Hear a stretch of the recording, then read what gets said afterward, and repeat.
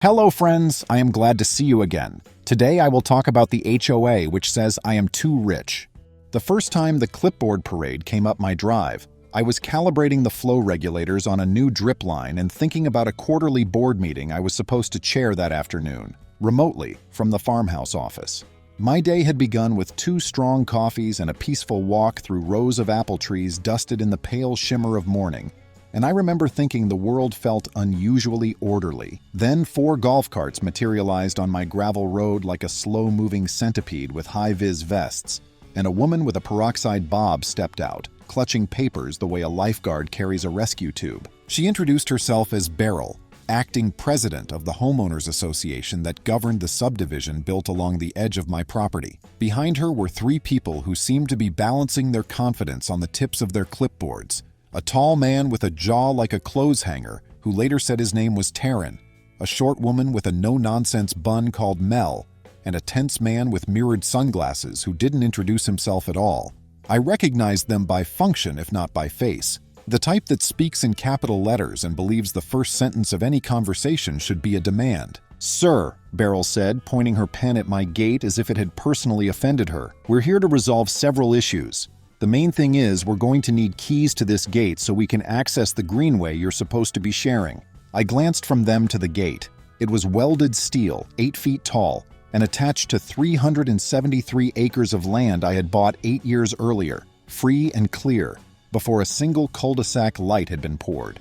The paper trail was clean: deed, title policy, survey, easement drawings, all recorded. The greenway she was referencing was a private farm road that had never been dedicated to the public and never promised to any association. It was mine, end of story. "You're not getting keys," I said as politely as I could. "This isn't a greenway. It's a private road on private land. There's no recorded easement for the subdivision." Beryl smiled the way people do when they've decided not to understand you. She lifted the papers up a fraction. "We have our bylaws," she said. "The community covenants specify shared access to amenities. That's this, your farm, the greenway." "My farm is not your amenity," I said. And because I am capable of being a little petty before lunch, I added, "The words homeowners association do not rewrite the county plat map." That's when Taryn spoke. "The board has also voted to require you to resign as CEO from your tech company," he announced, with the tone of someone dropping a boulder into a pond to watch the splash. "It projects the wrong image for the neighborhood to have someone so wealthy living next to families." I laughed. Not a derisive laugh, just a reflexive burst of disbelief. "You're requiring me to quit my job to fit your image?" "It's in the letter," Mel said. "You'll see." "Let me make sure I'm not missing something," I said, trying to keep my voice even. "You want keys to my gate so you can treat my farm like a public park. And you want me to stop working at my job because the number in my bank account offends you." "It's a matter of community harmony," Beryl said, and the mirrored glasses guy nodded like a bobblehead in a windstorm. "I'm not easily rattled. I hold companies together during market slides and supply chain surprises. My job, which I do love, involves fixing problems while other people are swearing at spreadsheets. But being told by a neighborhood club that I needed to hand over my gate and my livelihood gave me an adrenaline surge behind the eyes. "I'll read your letter," I said. "But the answer is no on the keys and my employment is not up for a vote." They left me with a stack of papers thick enough to chalk a tire and a feeling I hadn't had since high school, when a group of classmates tried to tell me that carrying a tool bag made me look weird and I should stop. I didn't then, and I wasn't about to now. Inside the farmhouse, I brewed a 3rd coffee I did not need and read every page. The letter was a collage of misconceptions and invented authority. They claimed my private farm road was labeled as Community Greenway on community maps. They claimed their bylaws allowed them to fine me for gate obstruction. They demanded I produce keys, schedules of my workers, crop plans, and the combination to the fuel tank for emergency use. And the piece that made my jaw set was an ultimatum. "Due to concerns about image and tranquility, the board hereby demands that you resign your position as a chief executive officer. This is to avoid inequity, promote fairness, and ensure compliance with our modesty in living covenant." There is no such covenant. There is a no commercial storefront clause for lots within the subdivision. It does not apply to my farm, which was carved out before the HOA existed and expressly excluded from its CC and Rs. But even if their rules had covered me, no private neighborhood rule can force someone to quit a job. That's not a gray area. It's a bright line you can see from space. Every sentence of their letter tightened the coil in my chest. I called my general counsel at the company, who's also a friend. "Zara," I said, "I just got a letter from a homeowners association demanding I resign because I'm too wealthy and they want my farm gate key. Is it possible I'm in the middle of a new genre of farce?" Her laugh had a sharp edge. "Do not resign. Do not hand over keys. Scan me everything. We'll have outside counsel handle it so there's no blurring between corporate and personal. But I'm happy to lead the brainstorming. That letter is a bouquet of torts." We looped in a property attorney named Felix, who knows land records like some people know baseball stats. He asked me to confirm the legal description and pulled the recorded documents like a magician producing glittering scarves. Then he said what I needed to hear. They have no easement. If they come onto your land without permission, that's trespassing. If they pressure your business to force you out, that's tortious interference. Keep records, keep your cool. Keeping cool is easier with a plan. I got a hardbound notebook and started what I called the clipboard chronicle. Every visit, every note, every call. I installed a second camera on the gate and a third on the fuel tank, because sometimes people who ask for keys decide bolt cutters are a shortcut to their goals. I called the county extension agent, who knows every farmer for 30 miles in any direction, and asked for a quick review of my operations against the state's right to farm statute. He confirmed I was within the agricultural practices protected by law. Manure storage, noise at dawn during harvest runs, tractors on the road at 15 miles per hour, all explicitly tolerated by statute. By the end of the day, I had facts, and they felt better than the coffee. 3 days later, after I had sent a crisp letter through Felix declining their demands and inviting them to check the land records at the courthouse, I came home from a supply run to find a neon sign of entitlement right across my driveway. The HOA had placed 2 giant boulders on the county right-of-way abutting my entrance, as if to beautify the area. The rocks narrowed the approach so drastically that backing my trailer in without running a fender along granite would take a stunt driver and a prayer. There was also a laminated sign on my gate itself, with their logo announcing "Temporary Community Access Point, Keys Required." There's a special part of my brain that wakes up when someone thinks the rules are only for other people. I took photos from every angle and then called the county road department. A supervisor drove out that afternoon. He took one look at the boulders and radioed his office. 2 hours later, a dump truck with a loader removed the rocks and left a polite warning taped to the HOA's sign: "Obstruction of right-of-way is prohibited by law." The laminated sign on my gate fluttered a little in the breeze, suddenly lonely without its granite friends. That night, a neighbor I barely knew, her name was Ria, sent me a message. "I'm sorry about the HOA," she wrote.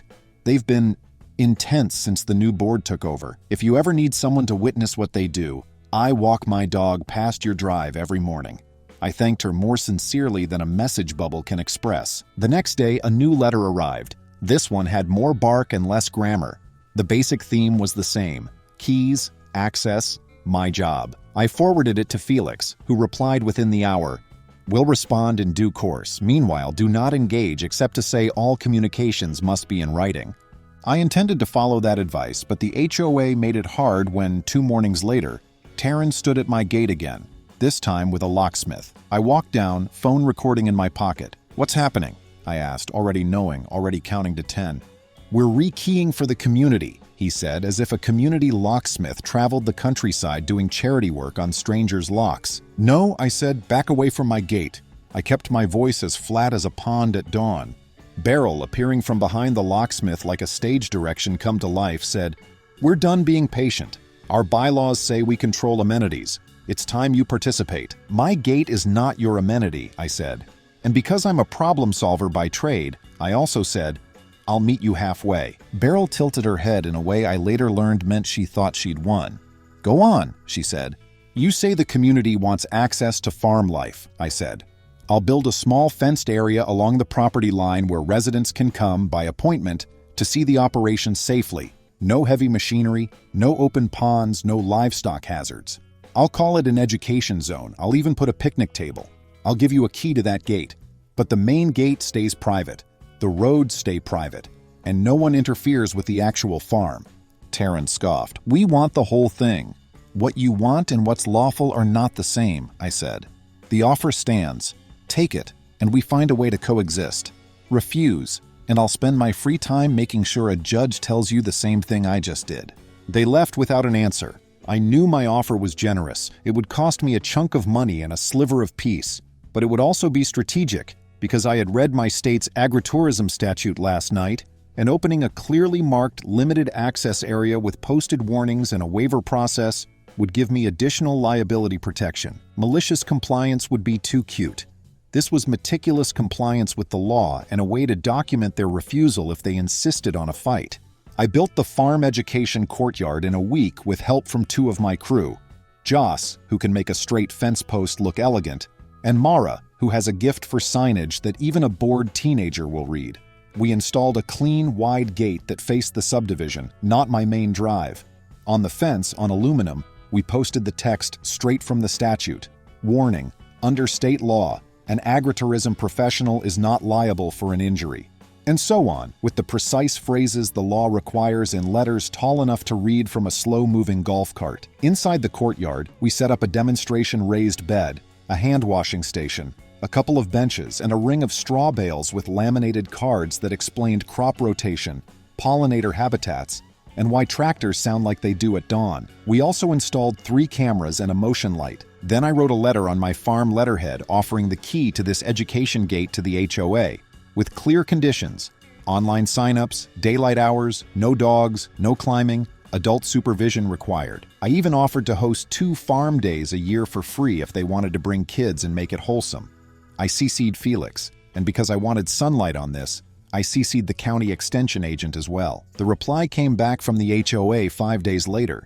It was a flat no, with a threatened fine and the same demand I quit my job. At the bottom of the last page, in a flourish that made me set my teeth, they had scrawled, "You're too rich to ignore the community." I set their letter next to my coffee, opened my notebook, and wrote a sentence I didn't realize would be the start of an involved chapter of my life. They want to fight. Fine. On my terms. And by the book. I've been accused of over-documenting. I prefer to think of it as pre-writing the story for my future self. The morning after the HOA rejected my education gate, I put that inclination into higher gear. First, with Felix's guidance, I sent a formal cease and desist letter to the HOA demanding they stop attempts to access my property and stop pressuring my employer. The letter spelled out the legal theories in plain English. No easement exists. Repeated demands for keys constitute harassment. Attempting to coerce a resignation is tortious interference with employment and potentially business defamation. We asked for a written retraction of the resignation demand. We gave them 10 days. Second, I filed a request under our state's HOA record statute to inspect the association's books, meeting minutes, budgets, correspondence logs. I'm not a member, but the statute allowed interested parties to inspect certain records when there's a reasonable belief of impact on property rights. Plus, Felix thought we'd get more than we asked for because groups like this tend to overshare when they think they're being official. I wrote the request with a smile and sent it certified. Third, I scheduled a meeting with the sheriff's office liaison for rural properties. It was short. I told him what had happened. He nodded, wrote notes, and said they'd log the concerns. "Call us if anyone tries to enter past your posted signs," he said. "Video helps." Fourth, I made a point of attending the HOA's next open meeting. Ria told me the date, and I read the association's version of parliamentary procedure like a bedtime story the night before. The meeting took place in the clubhouse they'd built on a lot near the subdivision entrance, with folding chairs, a plastic flag in the corner, and a podium wobbly enough that resting a coffee cup on it looked like an act of faith. The board members sat at a table in front. Their name placards were neat, their faces were tight. When they reached new business, I raised my hand. Beryl scanned the room, skipped me, called on a man who wanted to talk about pool hours. I raised my hand again. After 3 such rounds, with people shifting in their chairs as they realized the reason I was there was the reason they'd heard whispers about for weeks, a voice from the back, Ria, said, "Point of order. The neighbor at the farm has had his hand up." The room turned like a field of sunflowers. I stood, stated my name, and kept my tone calm. "I own the farm adjoining this neighborhood. The board has demanded keys to my private gate, a thing they do not have legal authority to demand, and they demanded I resign from my job as a condition of living here peacefully, a thing that is wildly outside any authority anywhere. I offered a compromise. They refused. I'm here to say for the record that I am not your amenity. and my job is not yours to manage. I'm also here to say that if anyone cuts my locks or sets foot past my no trespassing signs, the sheriff will be involved." The board stiffened in unison. Taryn leaned toward the mic. "Your tone is hostile." "My words are precise," I said. Beryl tried to move to the next topic, but the room was awake now. A woman named Cleo raised her hand and said she'd been fined for her mailbox being too whimsical. A man named Jonas complained about a landscape improvement fee that appeared and disappeared on his bill. Someone else asked who had authorized the beautification boulders on the county right-of-way and whether the HOA would pay the removal costs the county had warned about. The board tried to regain control and failed. There was a spontaneous motion to hold a special meeting to consider a recall vote. Chest-hanger jaw. Taryn lost his cool briefly and said, "We're doing what's best for image." And someone near the front said, loud enough for 30 people to hear, "What does image have to do with telling a grown man to quit his job?" The meeting adjourned in a wind of murmurs. I kept my distance, walked to my truck, and told myself not to grin. It wasn't a win. Not yet. You don't count a crop before you see it in a crate, but the board had overplayed and the community had noticed. You'd think escalation would pause after that. It didn't. 2 mornings later, I found my irrigation controller housing torn open. No damage inside, but the cover was cracked, and the screws were on the ground like teeth. 3 nights after that, someone cut the chain on the lower gate, the one that secures the access to a retention pond, and my heifers wandered into the orchard and chewed the bark off 3 young trees. I found hoofprints within 20 feet of my back porch and a candy wrapper in the gravel that I know I didn't drop. I pulled the trail cam footage and watched Taryn's jawline appear at 1:14 a.m. with a pair of bolt cutters glinting under the moon. He wasn't alone. The mirrored glasses guy in a baseball cap this time kept watch while Taryn did the snipping. They didn't enter, which told me they knew where the cameras were. They just broke the chain. The message was simple. Your boundaries don't matter. I called the sheriff. By noon, a deputy was at my kitchen table watching the footage with the patience of a person who has seen too many stupid things and still finds each one personally disappointing. He asked me to send the files and the timestamps. He took a formal report, gave me the case number, and said they would pay a visit. "Replace the chain," he added. "Get a thicker one. Consider a lock shield." I did more than consider it. I did it. I also moved one of my cameras and added 2 small ones no bigger than a folded card on the posts. Then I called my insurance agent, told him what had happened, and asked him to note the claim in case the cattle damage rose above my deductible once the trees finished expressing their distress. Meanwhile, Felix sent the cease and desist and the records request. The HOA responded not with the retraction we demanded, but with fines, threatened ones for denial of amenity access and non-compliance with community ethos, which sounded like they had hired a poet and fired a lawyer. They also sent me what they said were community maps, labeling my farm road as Greenway with a dashed line. The legend was a masterpiece of invention. I printed one and taped it next to the real recorded plat from the county, with a red thread connecting the actual line to their fantasy line. Then I sat down and wrote a more personal letter. "Dear Board," I wrote, "you are not only wrong, you are persistent in your wrongness. You are sending me fake maps whose relationship to the recorded documents is like a rumor's relationship to truth. You are demanding my employment status change. You are now apparently cutting chains. I'm going to give you one last chance to do the neighborly thing. Stop. Accept the education gate as enough access. Apologize for the resignation demand, or we go to court." They did not apologize. They did not accept. They leaned into the worst version of themselves. A week later, I found a sign in my mailbox. A printed sheet on HOA letterhead, which is not only presumptuous but a federal offense. You do not put unauthorized items inside a mail receptacle. The sign read, "Community Meeting, Agenda Item. Board to seek court order for farm access and community governance over farm imagery." I took a photo. I took the sign into the house, slid it into a page protector, and wrote "possibly mail tampering" across the top, in case the postal inspector ever wanted a laugh. 2 good things happened in that same week that made me feel less like I was shouting into the wind. First, my company's board of directors, after hearing the whole story, sent me a formal resolution stating their support for me continuing as CEO and criticizing any outside party attempting to interfere with my employment. It was theater, yes, but it was also clarity. I printed it and framed it, because pettiness should sometimes be art. Second, neighbors started talking. Not the whispering over fences kind of talking. The "what can we do within the rules to change this" kind. Ria organized a coffee meetup at the clubhouse where a retired forensic accountant named Gideon volunteered to review the HOA's budget once it became available through the records request. A couple with kids in scout uniforms asked if they could help at the farm to earn volunteer badges.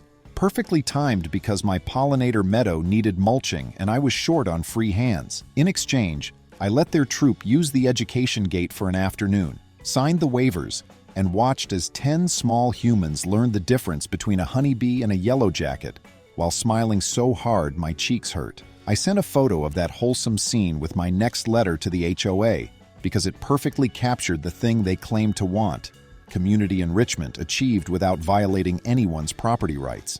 The board, sensing they were losing hearts and minds, motioned toward intimidation. They sent me a notice of violation outlining $250 a day fines for denial of amenity keys. I sent back an answer that began with no, continued with "you lack jurisdiction," and ended with "if you attempt to collect, I will pursue declaratory relief, damages, and fees." They were going to do something loud, I could tell, and sure enough, their loud thing involved a Saturday morning walkthrough where they marched 40 residents along the edge of my fence like a procession, pointing at the orchard and taking photos as if gathering evidence of sunrise. The crowd initially looked curious and polite. Then Taryn stopped near the education gate and used a megaphone to announce that the board would be reclaiming the farm road. He reached into his pocket and pulled out a key, held it up and said, "We already have what we need." He did not. The key was to the gate I'd installed for education days. He used it to open the gate and step inside. 5 people followed, ignoring the signs about waivers and scheduled times. One woman's dachshund darted past her feet, nose down, heading toward a stack of seed sacks. I walked down the hill, heart beating like a drumline, and held up my hand. "This area is appointment only," I said. "You're trespassing." "We have the key," Taryn said. "You have a key to a space I voluntarily created for safe visits," I said. "You do not have permission to use it as a stage." Beryl waved to the crowd. "This is what we mean by community access," she said, even as 3 people backed away after reading the liability sign. "Everyone out," I said, "now." People can read tone even if they don't understand law. The group thinned. Taryn, seeing his audience evaporate, tried one more flourish. He pointed at the compost windrows I'd turned that morning, which were exhaling the sturdy perfume of biology doing biology, and said, "This is a nuisance." "It's farming," I said, "protected by state law. Nobody wants to smell this." "You came here," I said, and the line hung in the air like a bell note. He stalked out, brushed past me, and hissed, "You'll regret this." I didn't sleep much that night. The next day, I moved one of the compost piles to the edge closest to the HOA in compliance with my nutrient management plan. No closer than the required setback, well within all regulations. Not out of spite, though I'd be lying if I said it didn't feel symbolic, but because that spot had the best airflow for drying. I also set a portable beehive near the education area, inside the fence, with warning placards explaining pollinator safety. I had always intended to expand my hives. The timing was my choice. That afternoon, someone cut the chain again, this time on the main gate. I had installed a lock shield and a fat chain. The cut took effort. I watched later as Taryn and the mirrored glasses guy did their work, under a sky bright enough to record good faces. They pushed the gate open a fraction, then closed it, as if the act was the point. It was. The sheriff's deputy came again, took the footage, shook his head, and asked if I wanted to press charges. "Yes," I said, "I do."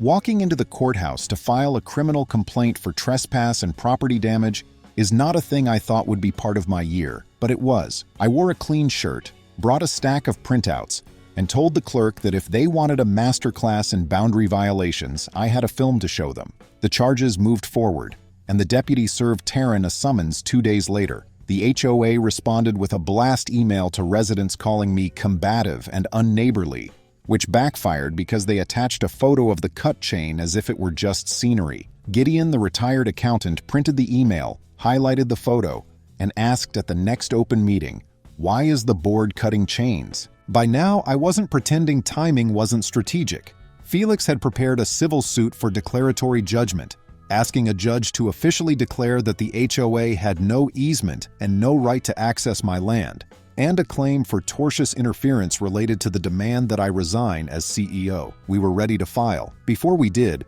One more thing happened that erased any remaining hesitation about going full bore. Joss, my crew lead, was closing the education gate in the evening when the mirrored glasses man, whose name I finally learned was Dane, grabbed the gate and yanked it back, shouting something about community right. The gate swung, pinched Joss's hand between steel and post, and broke a small bone near his thumb. Joss is not dramatic.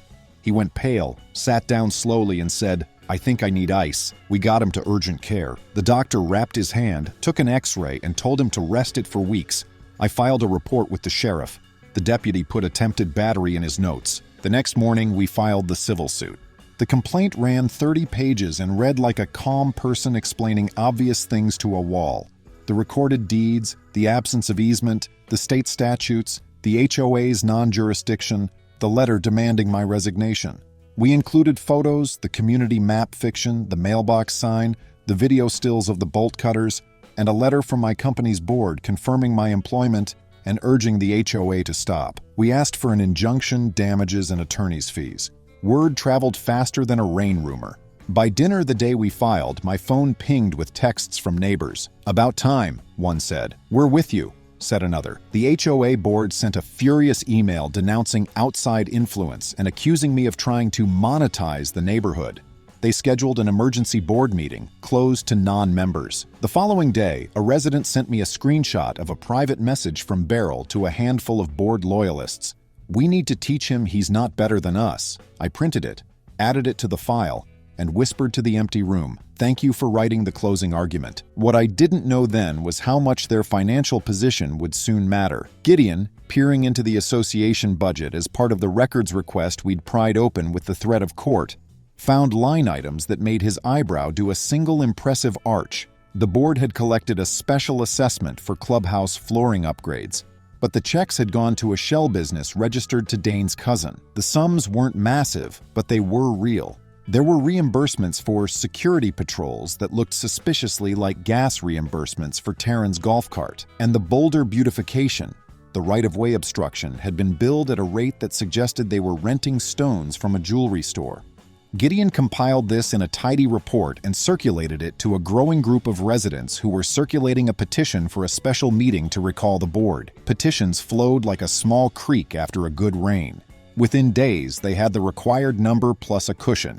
The HOA board was about to learn that if you declare yourself the sheriff of a place you don't own, you'd better be wearing a real badge. Worse for them than me, a neighbor with a binder of deeds and a patient attorney, was their own membership finally peeking under the rug. Our first hearing landed on a Tuesday. I wore a crisp suit and carried that binder like a family album. Felix, my land use lawyer, met me on the steps with the unhurried grin of someone who loves clean records. In court, he kept it plain. No easement, no right, unlawful demand about employment, trespass, interference. The HOA's lawyer tried to elevate glossy brochures into law, mumbling about marketing materials and community expectations. Then Felix read the wild sentence from their letter. "Due to concerns about image and tranquility, the board hereby demands that you resign your position as a chief executive officer." The judge's eyebrows went sunrise high. "On what authority?" he asked. "Does a homeowners association control someone's job?" He cut off the word salad that followed, granted a temporary restraining order stopping access attempts and contact with my company, and noted, dry as dust, that bolt cutters have no place in neighbor relations. The board called the order an overreaction, but recall petitions were already multiplying. A hired crew planted pink flags along my fence, saying they were marking the greenway, until I filmed them, and the foreman phoned his boss, who decided fairy tales weren't billable. Meanwhile, Joss's hand, pinched when a gate was yanked, healed slowly. Mara painted a sign for my education gate. "Imagine if everyone followed the rules." A tiny bee frowning in the corner. The special meeting packed the clubhouse until the windows fogged. A hired parliamentarian started with, "We're going to do this correctly." Gideon, a retired forensic accountant, walked through irregularities, control weaknesses, and curious payments, decorative boulders dumped on a public right-of-way, security patrols that looked like gas for a board member's golf cart, and a flooring upgrade routed to a relative's shell company. A mom added, "And they tried to force our neighbor to quit his job and open his farm like a public park." The recall wasn't close. A new slate, Sana, Pierce, and Colby, promised transparency, cooperation with state authorities, and to stop trying to control things they didn't own. Their insurer quietly warned the old board that actions outside the scope might not be covered. Consequences sometimes arrive as invoices. Criminal matters moved on quiet rails. Taryn, filmed cutting my chain, took a plea. Restitution and a no-contact order keeping him 50 yards from my fence. Dane, the mirrored glasses enforcer who yanked the education gate and injured Joss, pled no contest to misdemeanor assault and drew community service at the county compost facility, learning the greens to browns ratio under supervision. I didn't ask for that assignment. The universe has taste. At the longer civil hearing, the new board stipulated to the obvious: no easement and no access right. They apologized in writing for the resignation demand. The judge entered a declaratory judgment, permanent and clear, and awarded me attorney's fees. This should never have required a lawsuit, he said. I prefer fences to victory laps, so I planted a living hedgerow along the backyards facing my orchard. Native layers for birds, bees, and privacy. We posted wildlife corridor in progress signs and turned compost on schedule. I met with the new board and drafted a memorandum of understanding. I'd keep the education gate program with sign-ups twice a month. They'd include a cheerful newcomer sheet about living beside a working farm and root disputes through management to my attorney, not through midnight tools. Gideon's breadcrumbs went to the State Consumer Protection Office. The new board handed over records. Restitution for misused funds was discussed. Beryl moved 2 towns over to a rental. Taryn vanished from the property line. Dane finished mulch man duty and kept his distance. Then I bought a narrow, swampy strip beyond the subdivision and placed a conservation easement on it. Habitat only, no motorized vehicles, no recreation, permanent. The HOA could build a path outside the easement if they wanted the feel of open space. I recorded it, snipped a modest ribbon for the hedgerow, and talked about songbirds and soil instead of locks and lawsuits. 2 weeks later, a small package arrived, an education gate key tied to cardboard. We don't need this anymore. A neighbor. I framed it beside my company board's resolution supporting me. The civil case settled for fees and a modest sum I donated to the land trust, and the injunction against interference with my employment became permanent. Months later, the postal inspector issued a warning about their mailbox stunt. Not cinematic, but enough. Normal life returned. The education gate worked as a pressure valve. Lada's toddler stared at drip emitters like magic. Teens planted natives and took selfies. The hedgerow didn't mind. The welcome packet linked to the state's right to farm sheet so Dawn tractors and honest smells wouldn't spark complaints. Sheriff calls stopped. I stayed CEO, guided releases, mentored a new VP, and picked nectarines by headlamp while frogs sang at the pond. People asked what went wrong. I said 3 things. First, records beat rumors. Plats, deeds, and statutes are the record. Brochures are stories. Second, leadership matters. Clipboards used for listening, not for tantrums. Third, escalate with precision. Clear letters and lawful filings beat theatrical defiance. I indulged one flourish, framing the HOA's keys required sign with a brass plate. Exhibit A, the time someone tried to write a law with a label maker, Coexistence 1. The new board was re-elected. A small restitution check fixed the squeaky swing. In a garden aisle, I told Beryl, marigolds help with nematodes. She said I thought I was better than people. I think fences are better than fights, I replied. Most Sunday evenings, I walk the line, test the lock, and listen to grills hiss and kids laugh beyond the hedge. In my office window, the framed key catches the last light. It isn't a shrine to victory, just a reminder to be generous when I can and immovable when I must. One night, a text buzzed. A sunset from the education gate. The sign's shadow. Be nice to the rules. Stenciled across gravel. Thanks for not letting us turn this place into something it isn't, it read. I saved it, checked the lock out of habit, and went inside to bake a pie for the next potluck. You can hold a line and share dessert in the same life. Friends, thank you. See you soon.